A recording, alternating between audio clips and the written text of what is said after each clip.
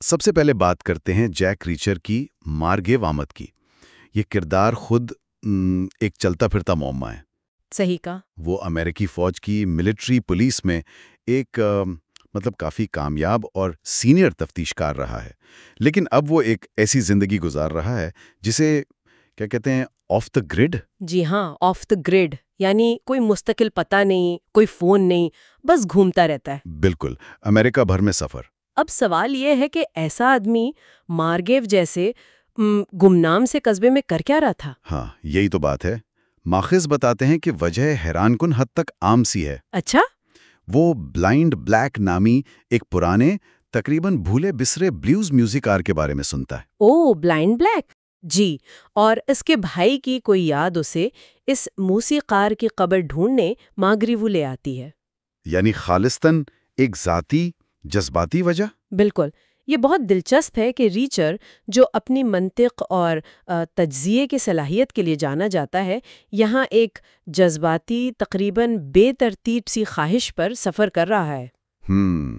یہ اس کے کردار کا ایک غیر متوقع پہلو ہے۔ ہاں، اور یہ اس کی آنے والی مشکلات کے پس منظر میں ایک عجیب سی آپ کہیں ستم ظریفی بھی پیدا کرتا ہے۔ بالکل، لیکن ریچر کی شخصیت کا ایک اور پہلو ہے جو فوراً اثر انداز ہوتا ہے۔ آپ اس کے قد کی بات کر رہے ہیں؟ جی ہاں، اس کا جسمانی قد کاٹ 6 فٹ 5 انچ لمبا اور ظاہر ہے بہت مضبوط جسم۔ اسے نظر انداز کرنا مشکل ہے۔ بہت مشکل۔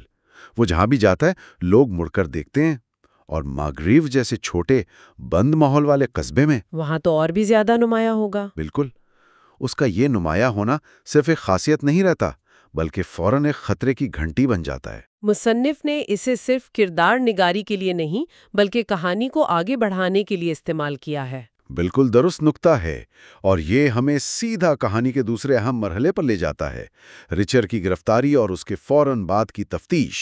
جی، ماگریو جارجیا، جیسا کہ ماخذ میں دکھایا گیا ہے، ایک مثالی چھوٹا امریکی قصبہ لگتا ہے۔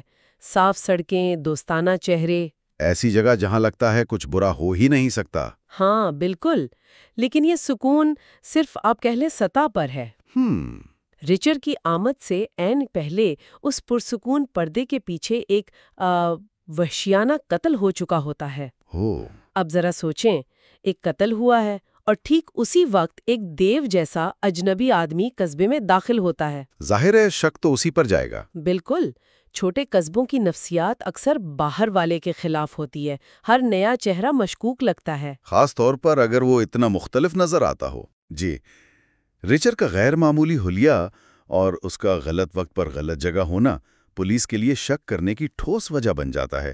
انہیں کسی ثبوت کی ضرورت ہی نہیں پڑتی، بس ایک آسان ہدف چاہیے۔ اور ریچر اس میں بالکل فٹ بیٹھتا ہے۔ بالکل، اسے فوراً گرفتار کر لیا جاتا ہے۔ یہ جو بات ہے نا کہ ایک اجنبی چھوٹے قصبے میں آ کر مصیبت میں پھنس جائے، ہاں، یہ کہانیوں کا ایک آزمودہ فارمولا ہے۔ لیکن یہاں مصنف اسے زیادہ گہرائی دیتا ہے۔ یہ صرف بدقسمتی نہیں لگتی۔ نہیں، بالکل نہیں۔ ریچر کی گرفتاری ماگریو کے معاشرے کی وہ جو ہے نا اندرونی کیفیت کو ظاہر کرتی ہے، یعنی باہر والوں پر عدم اعتماد، ہاں، اور جلد بازی میں نتیجے پر پہنچنا، اور شاید وہ بے چینی جو قتل نے پیدا کی ہے۔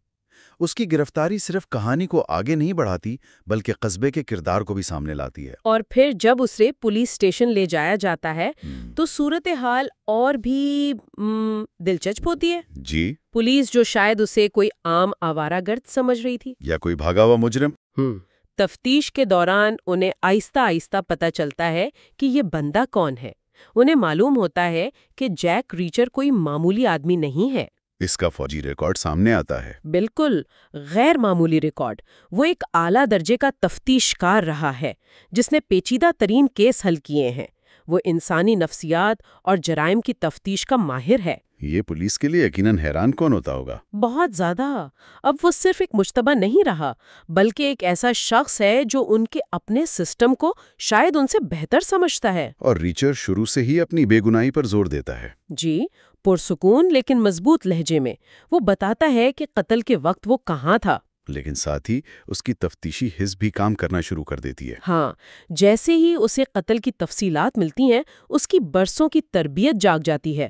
وہ فوراً بھانپ لیتا ہے کہ یہ کوئی سادہ معاملہ نہیں ہے۔ قتل کا طریقہ، جائے وہ ہوا، کچھ تو گڑبڑ ہے۔ بالکل، سلاخوں کے پیچھے سے بھی اس کا دماغ چلنا شروع ہو جاتا ہے۔ یہ وہ لمحہ ہے جب وہ صرف ایک شکار نہیں رہتا بلکہ ایک آپ کہیں فعال کردار بننا شروع ہوتا ہے، چاہے وہ اپنی مرضی کے خلاف ہی کیوں نہ ہو۔ اسی دوران پولیس اسٹیشن کے اندر ریچر کی ملاقات ایک ایسے کردار سے ہوتی ہے جو آگے چل کر بہت اہم ثابت ہوتا ہے۔ آفیسر راسکو کانکلن۔ جی، راسکو کانکلن۔ وہ مارگریو پولیس فورس میں نسبتاً نئی ہے اور شاید وہ واحد آفیسر ہے جو پہلے سے بنی بنائی سوچ میں قید نہیں ہے۔ شروع میں تو راسکو کا رویہ بھی محتاط اور مشکوک ہوتا ہے۔ ظاہر ہے ریچر کا قد کاٹ، اس کا اچانک آنا، وہ بھی اسے باقی پولیس والوں کی طرح قصوروار سمجھتی ہوگی۔ شاید شروع میں، لیکن راسکو میں خاص بات ہے، وہ مشاہدہ کرتی ہے اور سوچتی ہے۔ وہ صرف حکم نہیں مانتی۔ نہیں، ماخذ بتاتے ہیں کہ جیسے جیسے وہ ریچر سے بات کرتی ہے، اس کے جواب سنتی ہے اور شاید خود کچھ ابتدائی چھان بین کرتی ہے تو اسے لگتا ہے کہ ریچر سچ بول رہا ہے۔ بالکل، اس سے ریچر کی باتوں میں تضاد نہیں بلکہ سچائی کی جھلک نظر آنے لگتی ہے۔ یہ کہانی کے لیے اہم ہے۔ بہت اہم، کیونکہ یہ ظاہر کرتا ہے کہ راسکو صرف ایک پولیس آفیسر نہیں بلکہ ایک ذہین فرد بھی ہے جو حقیقت جاننا چاہتی ہے۔ اسے جلدی کچھ ایسے اشارے ملتے ہیں، شاید ریچر کی ایلیبائی کی تصدیق یا کوئی اور تفصیل، جس سے اس کا شک یقین میں بدلنے لگتا ہے کہ ریچر قاتل نہیں ہے۔ جی، یہ ریچر کے لیے امید کی پہلی کرن ہے۔ پولیس فورس کے اندر سے ہی اسے ایک ممکنہ اتحادی مل رہا ہے جو نہ صرف اس کی بے گناہی ثابت کرنے میں مدد کر سکتا ہے بلکہ شاید مارگریو کے تاریک رازوں سے پردہ اٹھانے میں بھی اہم کردار ادا کرے۔ راسکو کا کردار یہاں ایک کیا کہتے ہیں اخلاقی قطب نما کی طرح ہے۔ یہاں تک کہانی ایک جانی پہچانی ڈگر پر چل رہی تھی، ایک بے گناہ آدمی، غلط الزام، نظام کے خلاف جدوجہد۔ ہاں، کاری یہی سوچ رہا ہوتا ہے کہ اب ریچر اپنی ذہانت اور راسکو کی مدد سے خود کو بے گناہ ثابت کرے گا اور شاید اصل قاتل کو پکڑوا کر چلا جائے گا۔ بالکل، لیکن پھر آتا ہے وہ لمحہ جو سب کچھ بدل دیتا ہے۔ جی، وہ لمحہ جو قاری کو بالکل چونکا دیتا ہے۔ یہ وہ موڑ ہے جسے مصنف نے بڑی مہارت سے چھپا کر رکھا تھا، اور جب یہ سامنے آتا ہے تو کہانی کی پوری بنیاد ہل جاتی ہے۔ تفتیش کے دوران یا شاید جب ریچر کی رہائی کے امکانات بن رہے ہوتے ہیں، ایک ناقابل یقین حقیقت سامنے آتی ہے کہ جس شخص کا اتنی بے دردی سے قتل کیا گیا تھا وہ کوئی عام شہری اجنبی نہیں تھا، وہ جیک ریچر کا اپنا سگا بھائی جو ریچر جو محکمہ خزانہ میں ایک اعلیٰ عہدے پر تھا، ایک معزز کامیاب شخص۔ وہ مارگریو میں کیا کر رہا تھا اور اسے قتل کر دیا گیا۔ ذرا اس لمحے کی شدت کا اندازہ کریں۔ ریچر جو اب تک صرف اپنی آزادی اور اس قصبے سے نکلنے کا سوچ رہا تھا، اس سے بتایا جاتا ہے کہ وہ لاش جس کے قتل کے الزام میں وہ گرفتار ہوا اس کے اپنے بھائی کی ہے۔ ماخذ اس لمحے کو بہت طاقتور انداز میں پیش کرتے ہیں۔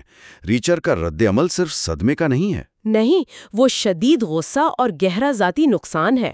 بالکل، اس کا چہرہ، اس کا رویہ، سب کچھ بدل جاتا ہے، وہ پتھر کا ہو جاتا ہے۔ یہ وہ نقطہ ہے جہاں کہانی کون قاتل ہے سے بدل کر میرے بھائی کو کس نے مارا اور کیوں بن جاتی ہے۔ یہ اب محض ایک کیس نہیں رہا، یہ خون کا رشتہ ہے۔ یہ انکشاف واقعی کہانی کا انجن ہے۔ یہ اسے ایک بالکل نئی سمت میں دھکیل دیتا ہے۔ ریچر کا مقصد اب مکمل طور پر بدل جاتا ہے۔ پہلے مقصد تھا اپنی جان بچانا، بے گناہی ثابت کرنا اور مارگریو سے نکل جانا۔ لیکن اب یہ سب غیر اہم ہے۔ اب زندگی کا صرف ایک مقصد ہے، بھائی کے قاتلوں کو ڈھونڈنا، اور انہیں انصاف کے کٹگرے میں لانا، یا شاید انصاف خود کرنا۔ ماخذ واضح کرتے ہیں کہ اس لمحے سے ریچر کا مارگریو میں رکنے کا فیصلہ اٹل ہو جاتا ہے۔ وہ اب بھاگے گا نہیں، چھپے گا نہیں، وہ اس قصبے کی جڑوں تک کھودے گا، چاہے اس میں کتنا ہی خطرہ کیوں نہ ہو۔ وہ جانتا ہے کہ اس کا بھائی کسی معمولی وجہ سے یہاں نہیں آیا ہوگا، اور اس کا قتل بھی کوئی عام واردات نہیں ہے۔ بالکل، یہ فیصلہ ریچر کو ایک غیر فعال مشتبہ سے ایک خطرناک شکاری میں بدل دیتا ہے۔ تجزیاتی طور پر دیکھیں تو اس انکشاف نے ریچر کو کہانی کے بالکل مرکز میں لا کھڑا کیا ہے، صرف پلاٹ کے لحاظ سے نہیں بلکہ جذباتی طور پر بھی۔ پہلے وہ ایک باہر والا تھا، ایک الجھن۔ اب وہ اس ڈرامے کا سب سے اہم کردار ہے جس کا سب کچھ داؤ پر لگا ہے۔ اس کی شمولیت اب صرف ذہنی یا تفتیشی نہیں رہی، یہ گہری، ذاتی اور جذباتی ہے۔ جی، یہ اس کے عزم کو تو مضبوط کرتا ہے۔ لیکن ساتھ ہی اسے زیادہ غیر محتاط اور خطرے کا شکار بھی بنا سکتا ہے۔ وہ اب صرف سچائی نہیں ڈھونڈ رہا، وہ انتقام کے دہانے پر کھڑا ہے۔ بالکل، اور یہ تبدیلی کہانی میں تناؤ اور خطرات کو کئی گنا بڑھا دیتی ہے۔ تو آئیے ان تمام ابتدائی واقعات اور ان کی اہمیت کا ایک مختصر سا جائزہ لے لیں جو ہم نے اب تک دیکھے ہیں، تاکہ یہ واضح ہو جائے کہ کہانی کی بنیاد کتنی مضبوطی سے رکھی گئی ہے۔ ٹھیک ہے۔ پہلا، جیک ریچر، پراسرار مالی گالا سابق فوجی، تفتیش کار، ایک غیر متوقع اور ذاتی وجہ سے مارگریو پہنچتا ہے۔ اس کی آمد ہی ایک تضاد ہے۔ جی۔ دوسرا، اس کا غیر معمولی حلیہ اور غلط وقت پر موجودگی اسے فوراً ایک سنگین قتل کے الزام میں گرفتار کروا دیتی ہے، جو چھوٹے قصبے کی نفسیات کو ظاہر کرتا ہے۔ تیسرا، دوران تفتیش اس کا اصل پس منظر سامنے آتا ہے اور اس کی اپنی تفتیشی حس جاگ جاتی ہے۔ اسی دوران آفیسر روزکو کی شکل میں اسے ایک ممکنہ اتحادی ملتا ہے۔ نظام کے اندر سے تبدیلی کا اشارہ۔ چوتھا اور سب سے اہم، کہانی میں زلزلہ آ جاتا ہے جب یہ انکشاف ہوتا ہے کہ مقتول کوئی اور نہیں بلکہ ریچر کا اپنا بھائی ہے۔ یہ کہانی کو مکمل طور پر ذاتی بنا دیتا ہے۔ اور پانچواں، اس انکشاف کے بعد ریچر کا مقصد بدل جاتا ہے۔ اب وہ اپنی بے گناہی نہیں بلکہ اپنے بھائی کا انصاف اور انتقام چاہتا ہے۔ اور اس مقصد کے لیے وہ مارگریو میں رکنے اور ہر خطرہ مول لینے کا فیصلہ کرتا ہے۔ بالکل۔ تو ان ابتدائی مراحل کے ساتھ مصنف نے ایک انتہائی مضبوط اور آپ کہیں تہ دار بنیاد رکھ دی ہے۔ جو چیز ایک سادہ غلط شناخت کے کیس کی طرح شروع ہوئی تھی، وہ اب ایک گہرے، پیچیدہ اور انتہائی ذاتی معاملے میں تبدیل ہو چکی ہے۔ جیک ریچر اب صرف ایک سابق تفتیشکار نہیں رہا جو نظام سے لڑ رہا ہے۔ نہیں، وہ اب ایک زخمی شیر ہے، ایک بھائی ہے جو اپنے خون کا بدلہ لینے نکلا ہے۔ اس کا سامنا اب صرف مقامی پولیس سے نہیں بلکہ مارگیو قصبے کے ان چھپے ہوئے رازوں، طاقتور لوگوں اور شاید ایک وسیع منظم سازش سے ہے جس کی جڑیں بہت گہری ہیں۔ کہانی اب ایک ایسے موڑ پر ہے جہاں ہر قدم پر خطرہ ہے، اور ہر چہرے کے پیچھے ایک راز چھپا ہو سکتا ہے۔ اور یہیں سے ہمارے سننے والوں کے لیے ایک گہری سوچ کا دروازہ کھلتا ہے۔ کیا ریچر کا عین اسی وقت مارگیو پہنچنا جب اس کا بھائی وہاں قتل ہوا محض ایک آپ کہیں خوفناک اتفاق تھا؟ یا اس کے پیچھے کوئی گہری سازش تھی؟ کیا کسی نے اسے جان بوجھ کر وہاں بلایا تھا یا پھنسایا تھا؟ اسے سچائی کے قریب لے جائے گا، ان پہلوؤں کو دیکھنے میں مدد دے گا جو ایک غیر جانبدار تفتیشکار نہ دیکھ پاتا؟ یا پھر غصہ اور غم اسے اندھا کر دیں گے، اسے جذباتی طور پر کمزور بنا کر مزید خطرے میں ڈال دیں گے؟ یہ وہ سوالات ہیں جو کہانی کے ابتدائی حصے کو اتنا دلچسپ بناتے ہیں۔